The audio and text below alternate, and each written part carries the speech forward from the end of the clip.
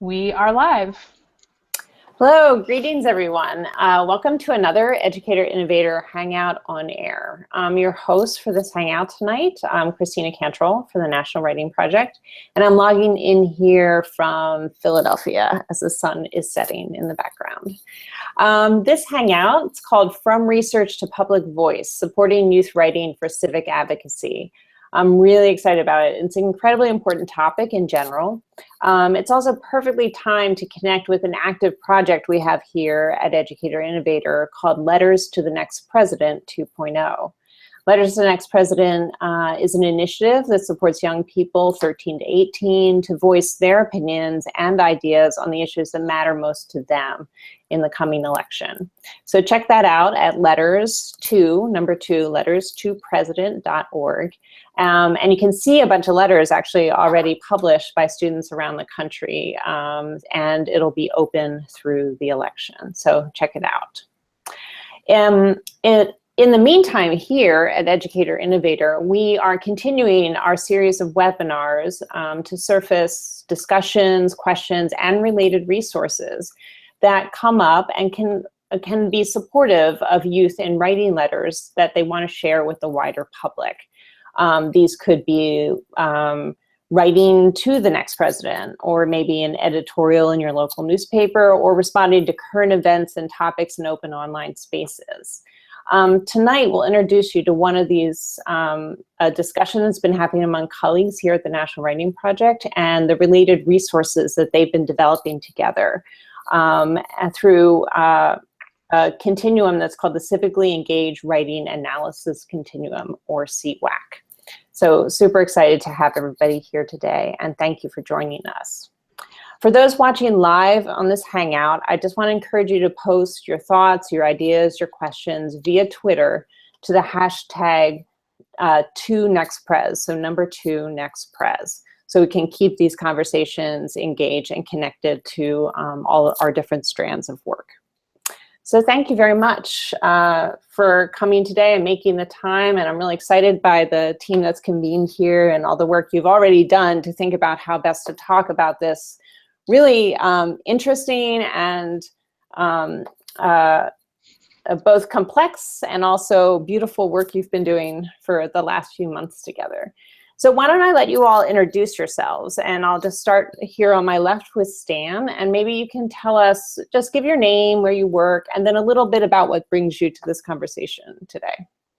Sure. I'm Stan Pasek, and I'm actually the co-principal investigator on the CEWAC project. I taught history and government in California for many years. Throughout the years, I worked with the Barrier Writing Project, the National Writing Project, and the No Say Lesson Study Group.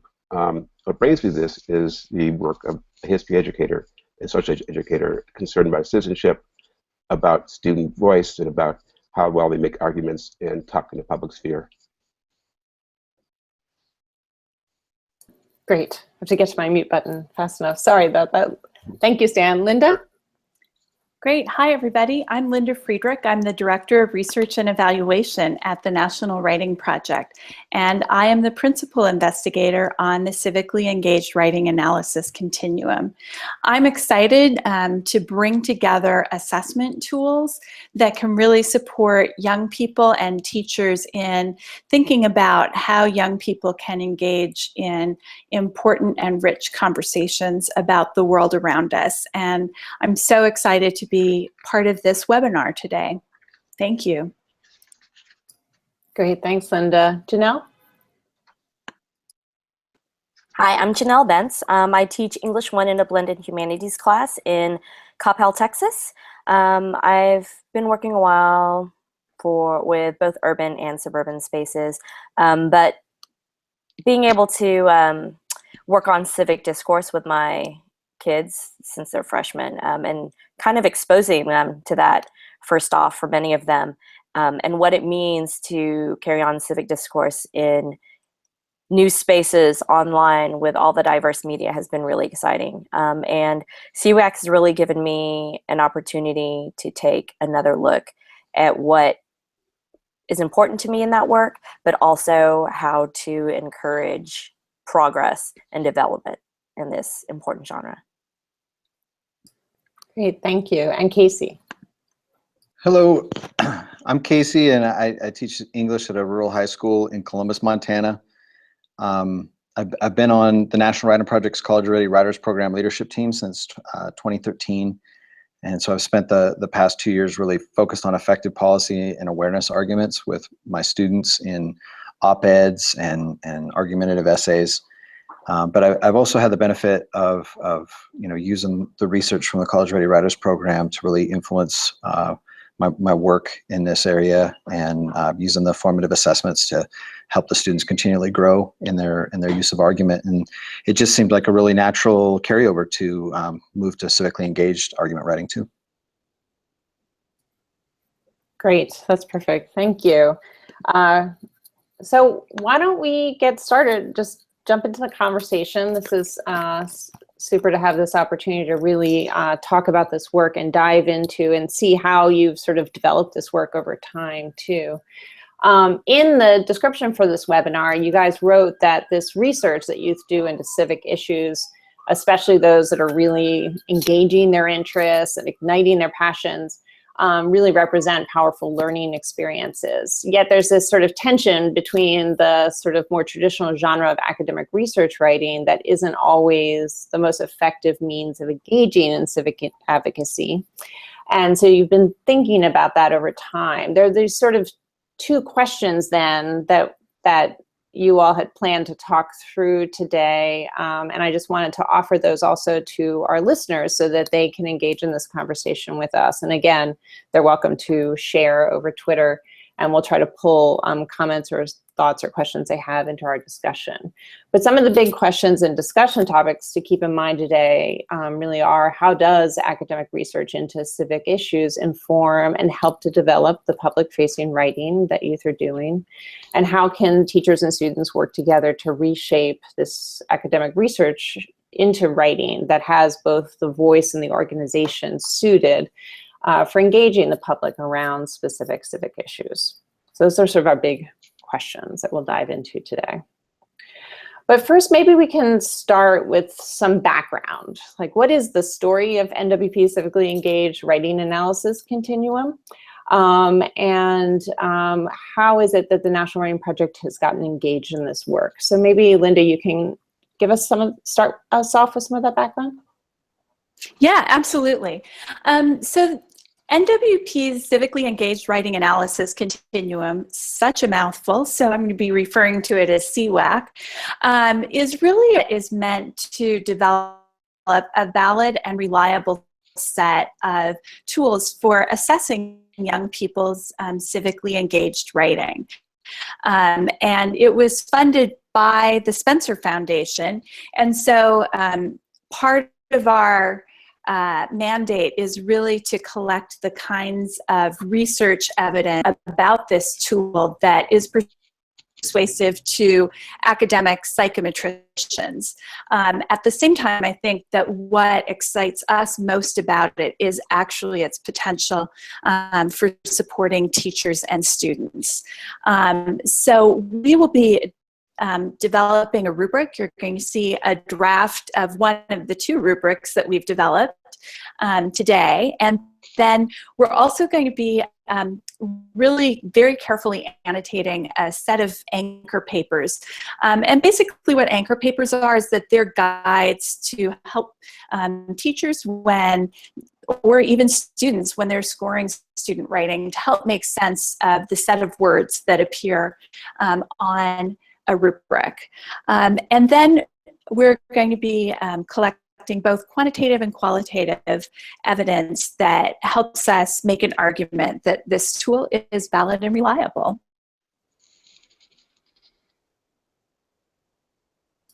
Great.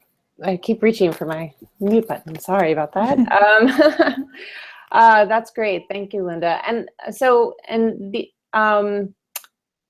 we wanted to pass it to Stan and tell us just a little bit about the process of developing this rubric. Stan, do you want to pick that up? Sure. We started out doing extensive readings of authors and researchers in the field of civic engagement argumentation.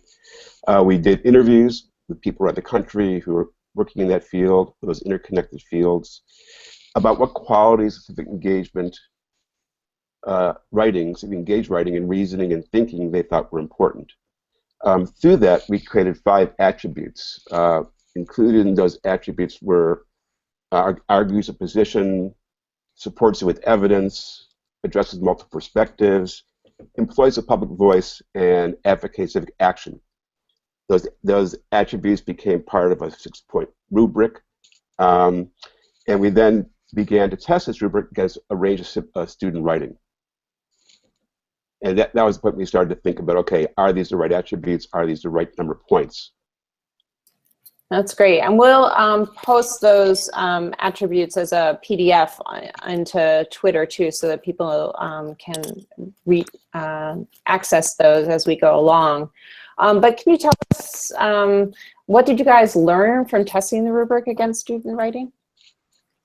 So, you know, when you develop a rubric, you really don't know how it's going to work until you start looking at student writing. And Janelle was in the room when we took the first rubric, which we had gotten great feedback on. People loved this rubric. And then we took student writing samples, and all of a sudden we read this piece of writing that basically everybody in the room thought really fit their definition of what they would hope young people would do in terms of a piece of civically engaged writing.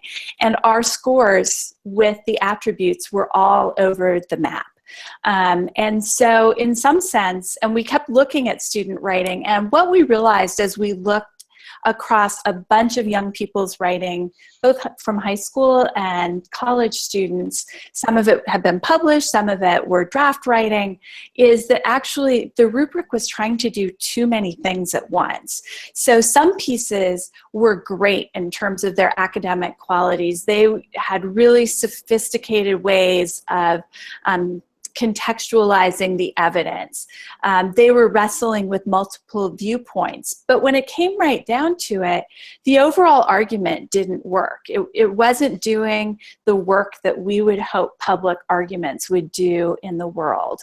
So after we had gone through quite a few writing samples and cycles of this process, we said, you know what, we really need to think about what is our primary purpose with this rubric? What are the things that we can uniquely add? And so we decided that there are quite a few pretty good academic argument rubrics in the world.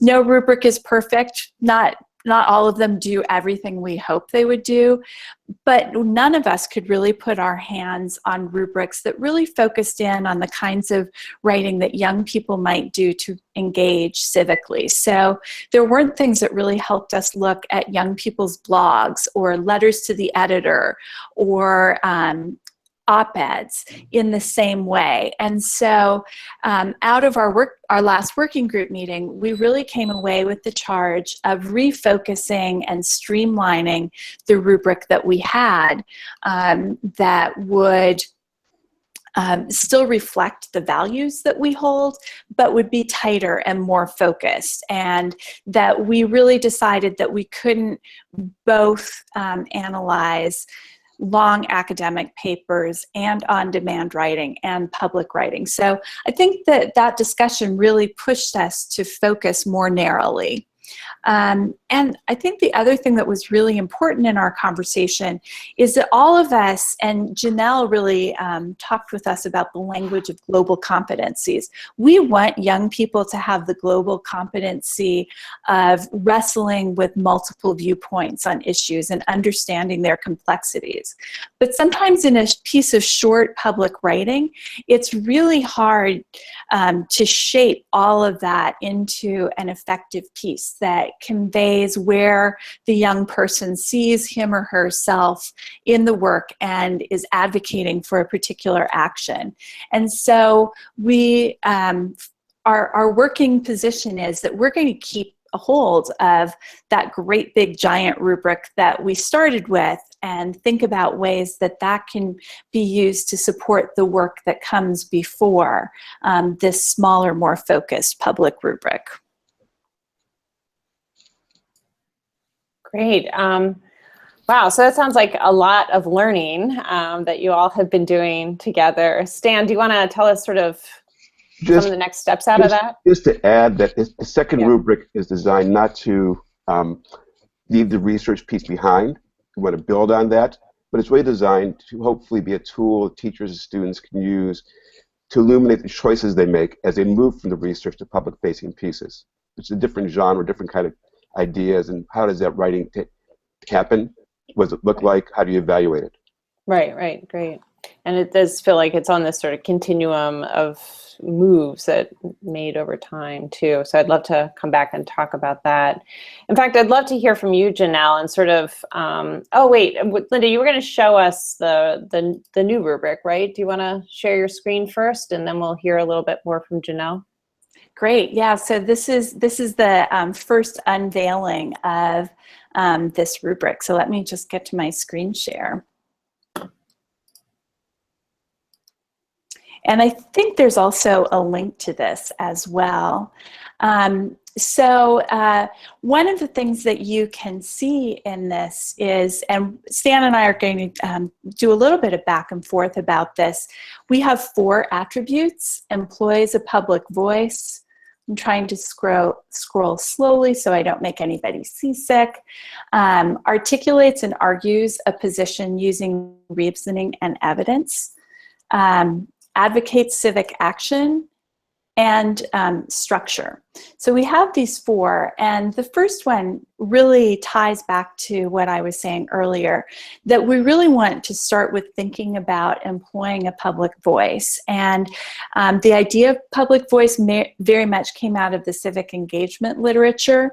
And we really drew on that literature for a definition that a public voice is directed beyond one's immediate family and friends, where you can be really pretty informal, but you're really trying to reach a wider audience.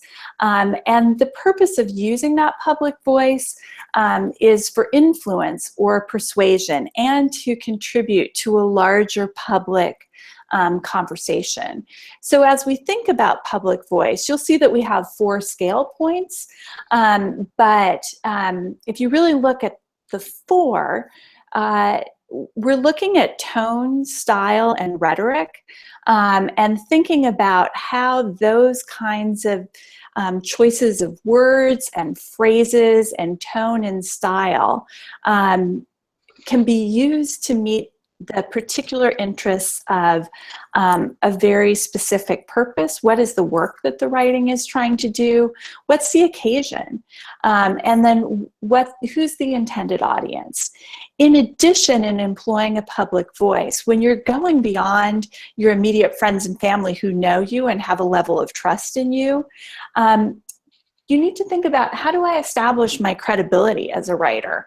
And so we really see that as potentially having a couple of dimensions. One, that you're demonstrating your knowledge, and that knowledge is really of the civic issue. And also, we find that often writers establish their credibility by identifying their connection. Sometimes it's a very personal one, but sometimes it's really conveying people's passion or interest about that. So Stan, do you want to talk a little bit about articulates and argues a position using reasoning and evidence? Sure. So this is the slice that one of the slices that carries back over to the research rubric, and it's to us, it's really important to not lose focus on that idea. Students are still making an argument and still advocating their position, and to do that well and do that thoughtfully, certain kinds of thinking about evidence and certain kinds of reasoning are important, and to be cognizant of the kind of reasoning students are using. So, for example, some arguments are cause and effect. Some are cost-benefit. Some are a criteria-based evaluation. I've always found teaching reasoning is the hardest thing to teach. Sometimes we see a lot of bad examples of reasoning out there in public, but teaching kids to reason and thoughtfully do it is really important. Also, in here, that's really important is that there's a kind of a value structure that underlies people's positions, and how does that value structure come through in the writing? And that's key. And it also has to do with how students talk about evidence, make sure they're clear about what they do with it. They don't misquote. They don't spin it certain ways. It's all very hard to do in a short amount of time that a public-facing piece has, but crucial to think about. Great. So the next piece of this rubric is a focus on advocate civic action. And part of the reason that we're really excited about this, and that some of our advisors have been very excited about this, is that it really names sort of this focus on action as an important piece to focus on when you're involved in civic engagement work. And we really have wrestled with this, and we've been thinking a lot about how writing itself can be the action. So a letter to the editor, or to a public official, or the written notes for a speech. All of those are places where the writing can actually be the action. And then sometimes the advocacy can be for the audience to take action. So for example, voting for a piece of legislation or changing attitudes of people. So we really wanted to look for things that could be seen in the writing. And so as we think about how is this defined, we're really looking for the writing to present a call to action, and that call to action is informed by relevant knowledge. So, and that might be practical knowledge. You really understand who the people in your community are who can make a difference and who can be the influencers and persuaders. It might be your direct personal experience that gives you knowledge about how to do work in the world. Or it might be disciplinary understanding. You really have studied how your city government works or your county government is, and you know exactly the right person to go to. And so we're really looking for calls to action that are actually actionable by the audience for the writing. And then thinking about strategy and thinking about whether the strategy is one that would be appropriate for addressing the larger civic issue that has been surfaced. And then we really conclude with an attribute that is a pretty common thing to look at in writing, and that's structure. We don't have a new fancy civically engaged definition of structure, but our purpose in including this is that as we began looking at some of those samples, we could sometimes see really fantastic ideas in some of the civic writing that had gone public, but sometimes there was something about the structure of it that didn't quite work. And so right now we're really thinking about including this as something that we would want teachers and young people and mentors of young people who are doing this work to think about as they're forming their civically engaged arguments. Okay, Chris, back to you. Awesome, great. That was really helpful to just get a sense of this this continuum. So I wanted to ask Janelle now to sort of, Janelle, you mentioned how working with this continuum really supported you in sort of digging into what was important and also help you to develop some of your work. I know for a long time you've been working on civic writing with youth in public spaces. So maybe you can tell us a little bit about that work and give us a little background, and then talk about the way that this continuum has been able to support that and what you've been learning. Yeah, Thanks. absolutely. First of all, I forgot to tell my introductions that I am part of North Star of Texas Writing Project. I also serve on the board of National Writing Project, so yay, okay. So just that. I was very excited, especially after the meeting in June, when we really discussed, when asked to serve on and work on this work with civically engaged writing. For me, that writing has been some of the most powerful pieces that have come out of my learners. So to think that there's really not a lot of research about it, and to think that there's really not a rubric. I mean, we have our writing with our global writing, written communication rubric with some global competencies in there, but it's not specific for civically engaged writing. So when we had the discussions in June, it was really like, yes, finally, because as we were talking during the planning of this discussion, how do you measure something that is really, as we went through all of the papers and all of the student work, it's like, no, there's something else, there's something else. They call it the je ne sais quoi, like we don't know what it is, we know it's there, we know what it is when we see it. So how can we tease it out a little bit more? How can we create tools to encourage this in our learners, and how can we create tools to help facilitate this type of learning? So it was very exciting to be able to work on the continuum. I think it's really important for the youth of today to know how to hone this type of voice, because they are just finding it. And for us to sit there and say, no, your voice is important, your voice is important, and not give them the tools to refine and revise and find one that is going to be the most effective for them is really failing them. Because if we're saying, hey, no, your voice is important, let's create these pieces, let's find these forums, let's find these outlets that will publish your piece, and yet we're not really working with them and we're not really giving them the tools to really develop this skill, then they're going to fall short and they will not feel empowered to share their voice. I was really excited to be able to work with KQED, the Bay Area's public media outlet, for their Do Now program. Basically, I've been working with them for a few years. The Do Now is they will take a current issue and present a prompt, and there will be resources provided for learners to read over and to begin their journey of researching the issue before actually responding to the prompt. And that's how we always saw the Do Nows, that it was an initial, hey, let's look at this resource as a starting point and let's research what they have to offer us. But also let's look at different perspectives, different sides before we actually can engage in this discourse. But it was wonderful to have the opportunity in the Do Now space where our kids' work could actually be published.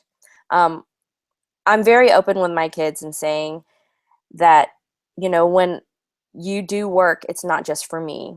It's for you, yes, but there's another audience out there. And so I'm very committed to finding those other audiences.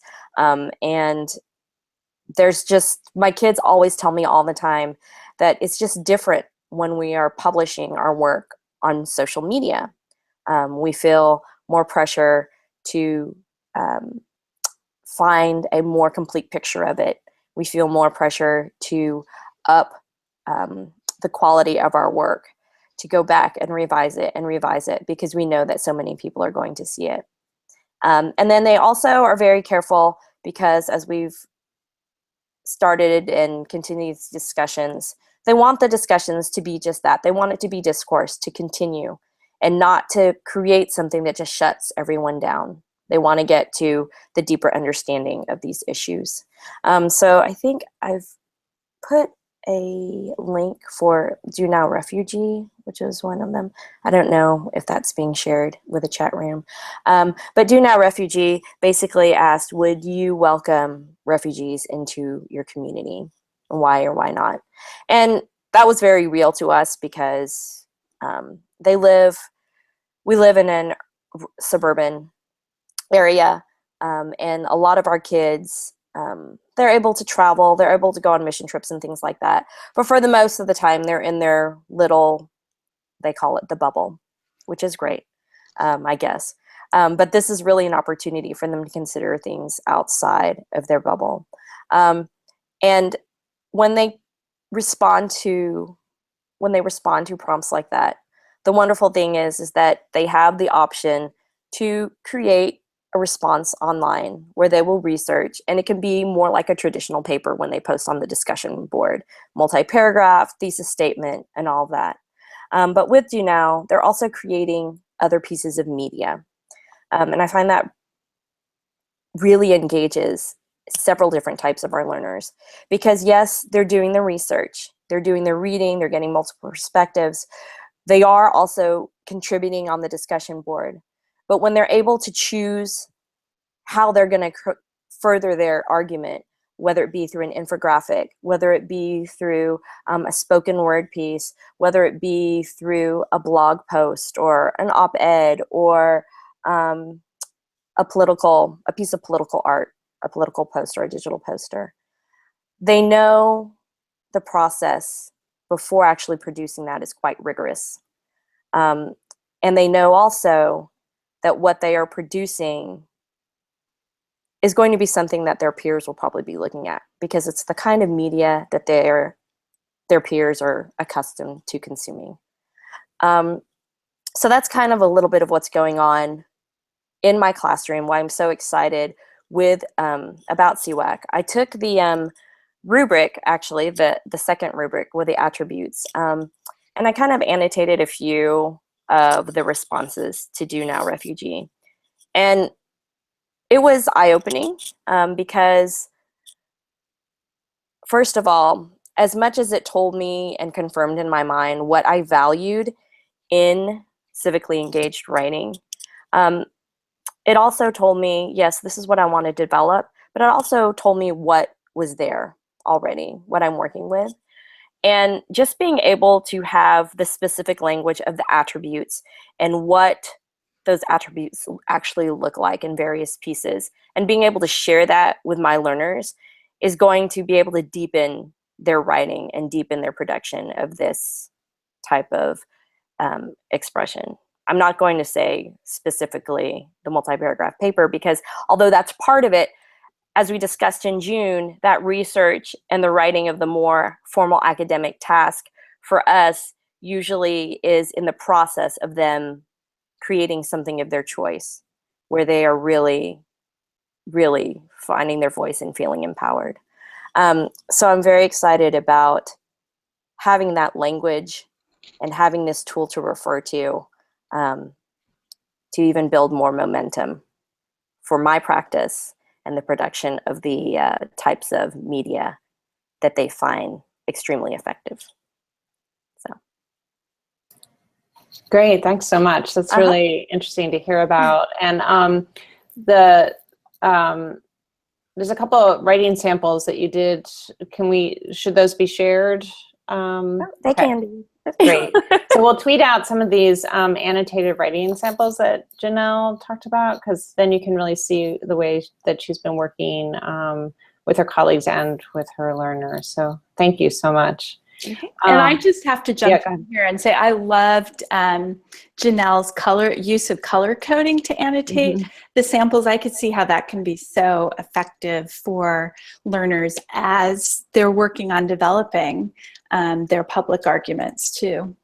Great, great. Yeah, so we'll share those out with the resources. Thank you so much. And maybe we can also now hear from Casey. I know, Casey, you were talking, when you introduced yourself, you were talking about the ways that you've been doing lots of different writing with your students annually in a community research project. And that this ends up in is it op-eds in a newspaper? And well, maybe you can tell us about the writing you've been doing with your students over time, and then how this intersects with that work. Okay, thank you, Christina. You know, first thing that I try to do in this process is help students choose a topic. I want them to be civically engaged in local community issues, and so students often need support in that process. So I really like pre-writing lists to help them start, thinking through what topics are out there for them to choose. To support them in their list making, I often share previous student projects with them. And talk through, the effect of those projects, and just to build up some energy around it, that students can actually make a difference in local, civically engaged ways that they can have an influence and make change. As a part of making those lists, we often read the local county newspaper and the larger regional newspaper, and as we encounter articles or op-eds in those newspapers, we often add those topics to our list, and I encourage them to speak with their parents and their grandparents and their employers to find out what issues exist in our community, And then I help them narrow down their lists and have them share with each other and do some quick writes to find out which of those topics seem to have the most energy for them. And I also give them the option to work on their own or in groups. And if they want to work in groups, I tell them that the topic and the work should represent a challenge to everyone in the group. And students will write 2 written pieces on this topic. And the first is a research paper with that research voice that Linda and Stan have spoken about. But the second piece is an op-ed that exemplifies that public voice that Linda and Stan also mentioned. So to start, that detailed research report, once they've chosen their topic, we enter the detailed research report. And there's no length requirements. It typically ranges from about 5 to 10 plus pages, depending on the topic and what the students are finding in their evidence. And these projects are very individual, but by building a culture of student argument writing throughout the school year, I'm able to expect the best from my students. And I just, through this College Ready Writers Program work, I've just found that they really do their best. And they're really interested in these topics, and they really jump in and are just completely engaged, which really supports civic engagement when a student's engaged personally in their topic as well. There's multiple parts in the detailed research report. It's paced, it's broken down to increase the depth. If we can break it into parts, then we can spend more time in a part to make sure we get the depth before we move on. So I have 5 parts to this detailed research report, but it isn't formulaic like a 4 or 5 paragraph essay. Each of the parts in many of the cases are their own written pieces, and I approach them that way. The first part 1, I begin by having students introduce the issue and explain in writing the situation surrounding the issue from their perspective. And that's their entry point. They begin with what they think they know about the issue and what they've heard about the issue. In the second part, students write about their research and their methods, and they detail how they went about becoming informed. What sources did they consult for information? What texts did they read? Who did they interview? What surveys did they make? How did they distribute those surveys? How did they attempt to gather multiple perspectives surrounding the issue? And the rubric that Stan and Linda have been working with has really supported that. With that rubric, I have a formative assessment tool to support students in their information gathering. So in part 3, I have those students write a report of all the evidence that they gather from their research and methods. And this is very flexible. Some students report their evidence source by source in this stage. Some take it more in a more of a chronological order. Some reach back to their description of the issue and order their evidence to fit the order of that original description. But when the students are in their groups, it's a highly collaborative process, and student groups discuss and make plans regarding the organization and the content of their evidence and their reporting. And it's just great to watch them have these really collaborative conversations about composing a piece of writing. I ask them to share any pictures, their maps, scientific reports, or primary source documents they found. They can scan documents and embed them into the Google Doc. I can have them report on what news articles did they read, and what did those articles say, and what do they know that they didn't know before. And I asked them to be thorough. This is their opportunity to show all the effort that they put into this project. And once the students have reported on their evidence in a comprehensive manner, we move on to the 4th section, which is where they analyze that evidence. And so by compartmentalizing and having them report the evidence and then move on and analyze that evidence, it really allows an opportunity for them to get in depth with their analysis. What is the evidence suggesting about the situation? What does the evidence mean, and why is it valid? What are all the possible and varied implications of each piece of evidence? And then finally, in part 5, I asked the students to conclude and make recommendations based on their research and analysis. Based on their findings and analysis, what can they reasonably conclude? What position do they and their team find themselves in when considering all the evidence? What solutions do they recommend based on the findings? And this detailed research report, as we get to part 5, it's messy. It's a work in progress. Students are constructing their understanding while writing up each of these parts. So the conclusions they come up with at the end are often incomplete, especially in regard to their reasoning and their logic, which relates back to the continuum. They can be overwhelmed by the amount of evidence they collect. They might be overwhelmed by the number of perspectives involved. They often aren't entirely sure of what position or action to take at that point. And sometimes their original position is on shaky ground because of the evidence they collected. So students need time and space to sort through all that, and that's what the detailed research report allows them.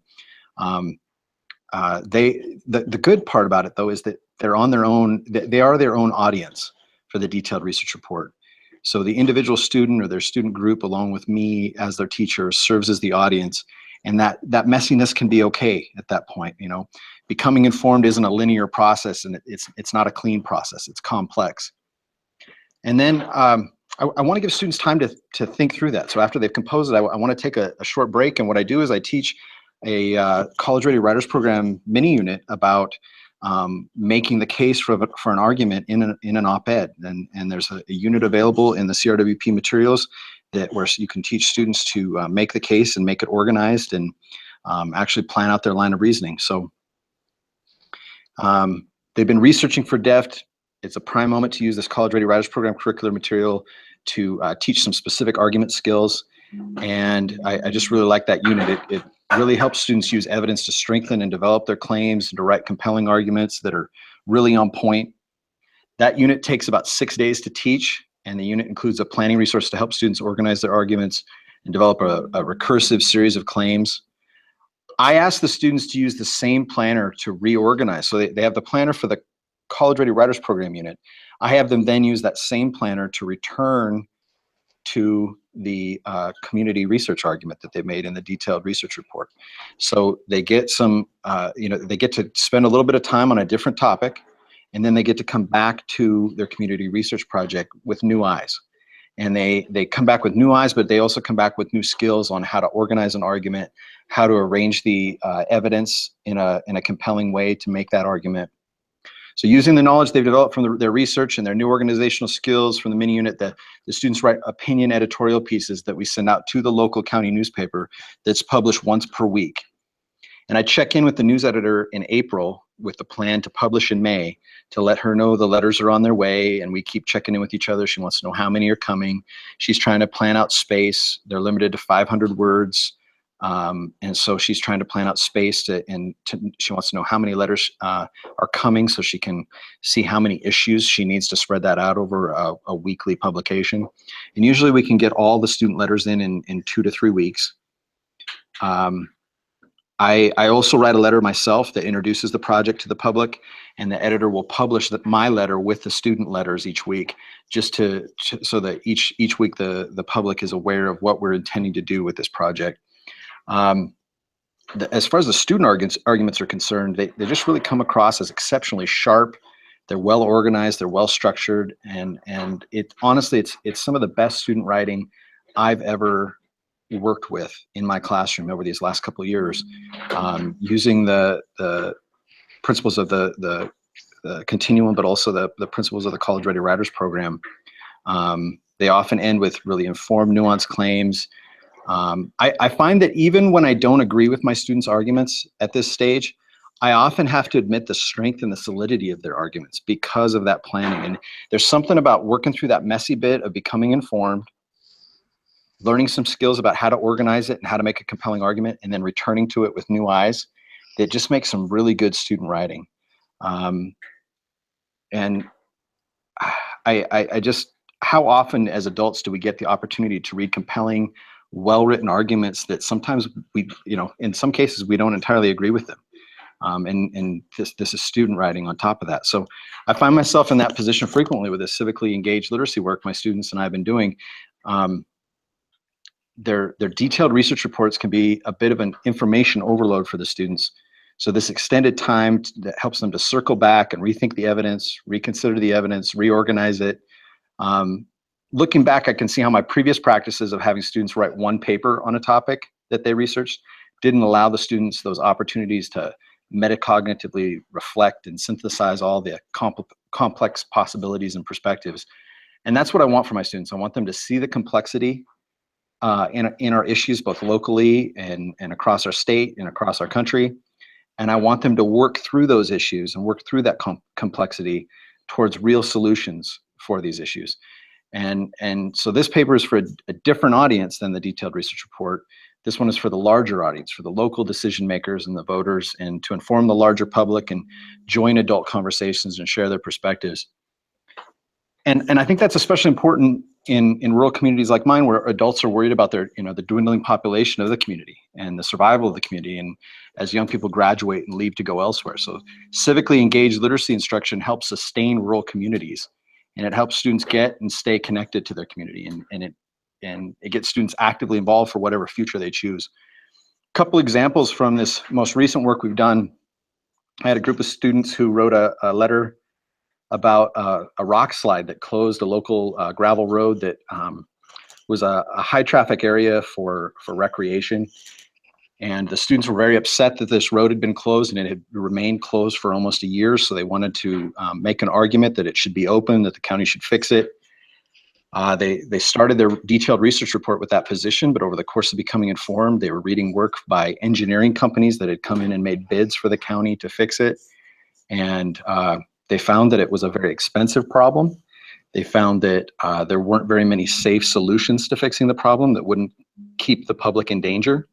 And they found that the county just simply didn't have the money to fix it.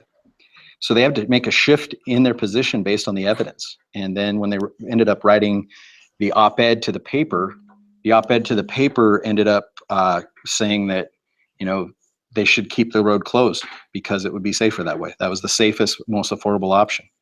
Another example, I had a group of students write a research paper on suicide awareness and how we needed to be more aware in our county because Montana is the #1 state in the country for suicide rates. And they did an extensive research, and they did extensive research on how that could be fixed. And they made their argument to the paper. And so I, as the teacher on the very first day of school, end up in a professional learning with all staff members in the school, the bus drivers, the cooks, all the teachers, all the aides, the administrators, on suicide awareness. So my students wrote letters to the paper that ended up in training for all the teachers and staff to recognize suicide issues in our school and help fix those, help solve those, help get out in front of those issues before they become devastating. So, I mean, that's impact. That's students being civically engaged, making an argument, causing change. And the public response has just been, enormous, with other, public letters being written to the paper, public letters coming in the mail to the school, to me. And I was approached all summer long by folks from the county who just wanted to communicate how much they've appreciated what the students are doing and how engaged they are. Wow, that's a really powerful set of examples that you just shared. Thank you. And also a really rich description of how you build and develop this over time. So that was quite lovely. It strikes me how, this continuum, if we can sort of think about like the ways that it supports this, it seems like it's definitely not a bunch of check marks, right? It's certainly like a living, breathing, iterative process that you've been going through, and the way that you've been supporting your youth in moving through all that messiness and then back into it and then through it again, right? So maybe we can talk about the ways that you all are thinking. We only have 10 minutes left, and there's so much to talk about here. So I'm trying to think, like, maybe we can talk about how you all, now that you've been working on this continuum, are thinking about some of the next steps and how you're going to develop out to support more teachers in doing the quality and depth of work that Casey and Janelle have been doing with their youth, and going deep with how these pieces work together. Christina? Yes. Yeah, before we do that, I was going to make one point. Yeah, sure. When you look at the continuum and you listen to Janelle and Casey talk about their student work, and you start reading their student work, one thing that comes clear is the importance of personal experience as evidence here for students. The importance of personal experience as a starting point for thinking about what's important to the community, what's important in their lives. And also so they've experienced things, but also you start thinking the personal experience also shapes the values and morals they bring to these letters. And all that, I think, is crucial. And it's in the writing, it's in the continuum. And that, I think, is a great starting point for students, because oftentimes personal experience starts with something in the community, a complaint, an idea, something happened. Yes, and that would be civic engagement. That's a good starting point for it. Yeah, I heard that piece about connections and the way that the connections are being brought together. So whether it's, looking, supporting that, Casey, you talked about interviewing family members and community members and reading the local things too, and pulling those connections of experience and bringing the youth together. I thought that was a really powerful piece. So thank you, Stan. Anybody else want to bring up some important points?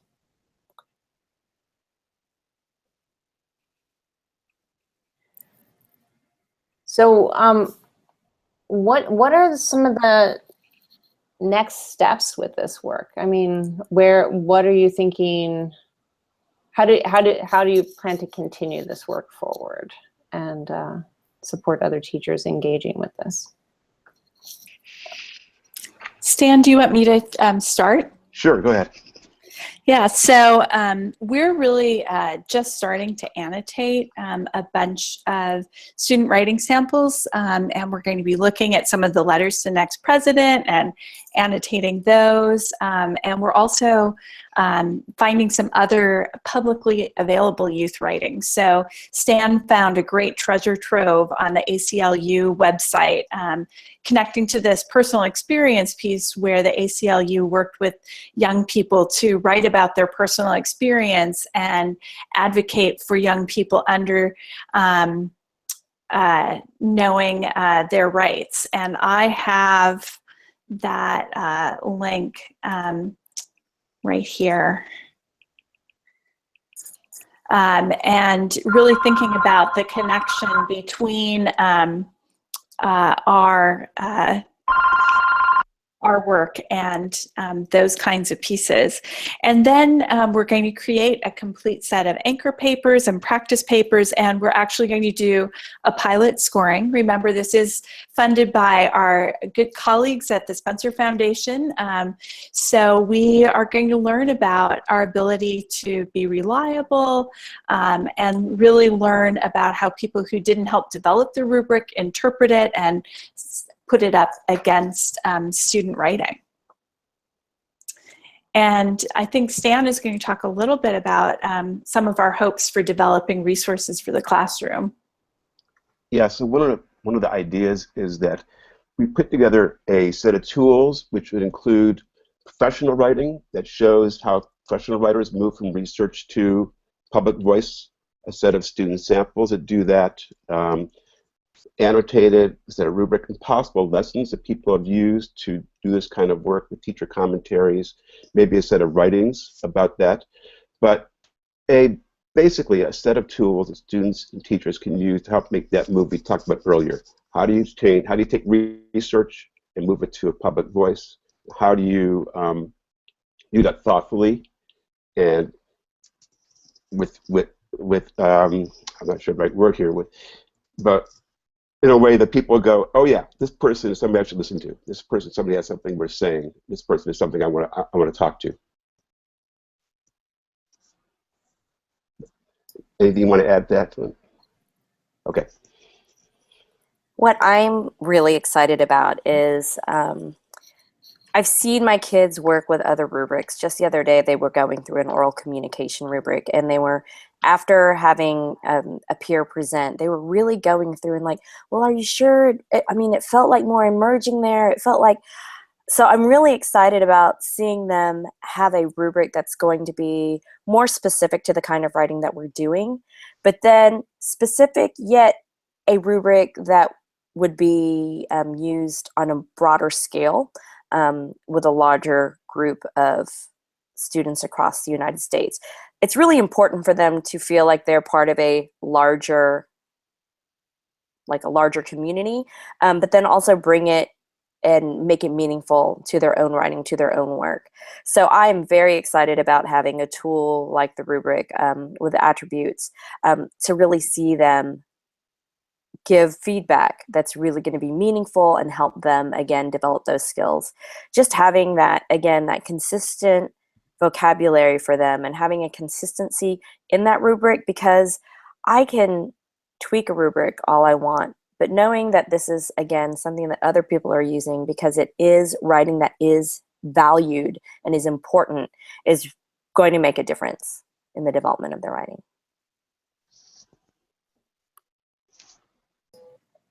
Great. Thank you, Janelle. Is there something in particular that you're really excited about moving forward with this?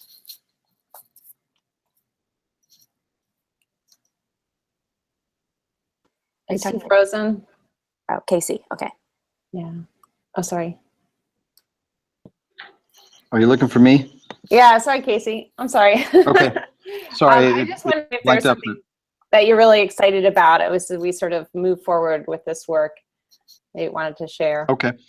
I just love the way the College Ready Writers Program resources work in conjunction with the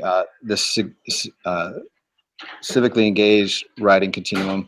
I just think it's a great opportunity. I've got CRWP resources that help me formatively assess student writing and student argument writing for their use of sources and their claims and their reasoning. And now this continuum provides me an opportunity to assess and provide students with feedback on their arguments specifically for their civic engagement. And that's something that's been elusive up until this point. Right, right. That's great. Cool. We are near the end of this conversation, and I just wanted to, I know there's actually been some active questions in the chat, so maybe we could get to one of them. Yeah, so there were people asking about sort of all these different genres that youth write into and the ways that that might shift or change.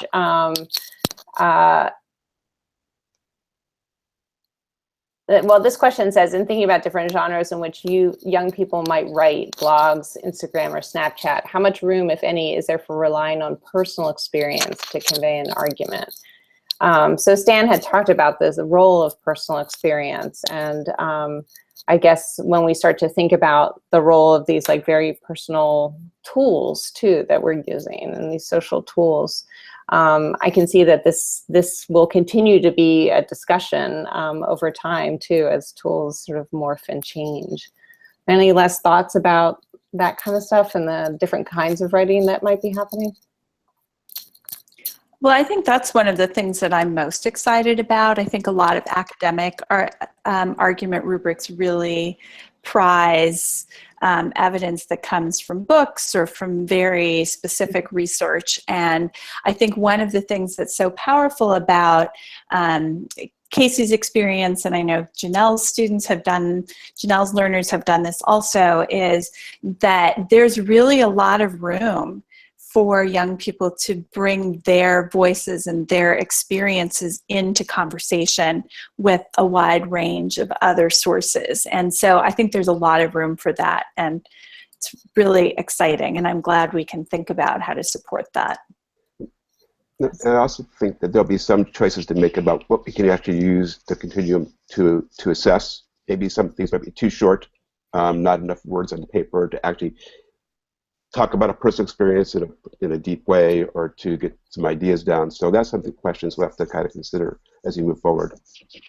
Great, yeah. Well, it sounds like such an exciting conversation to be a part of, and such beautiful work you're all bringing to it, and attention. So thank you so much for taking the time today to share this work and the time tonight. There are a bunch of questions on Twitter that we didn't quite get to, so I just, maybe we can all sort of dive in there and engage with folks who are listening tonight. And we will also publish all of the resources and the links, including the writing samples and the CRWP curriculum, as well as the continuums that were mentioned tonight, with the archive of this website at educatorinnovator.org. So we encourage you to visit there, to share it with friends, and to sign up to receive updates from Educator Innovator. And also, don't forget the Letters to the Next President project that is very active right now. It is an opportunity for youth to publish work that they are doing in writing. Both Janelle and Casey have students who have published their work there already, and it's beautiful to see the writing and what's important to youth around the country, and to start to see that emerge on a map with their work. So go over there, be inspired, sign up to participate, and we really look forward to engaging with all of you ahead around this work. Thank you very much. Thanks, everyone. Good night. Thank you. Thank you. Good night. Good night.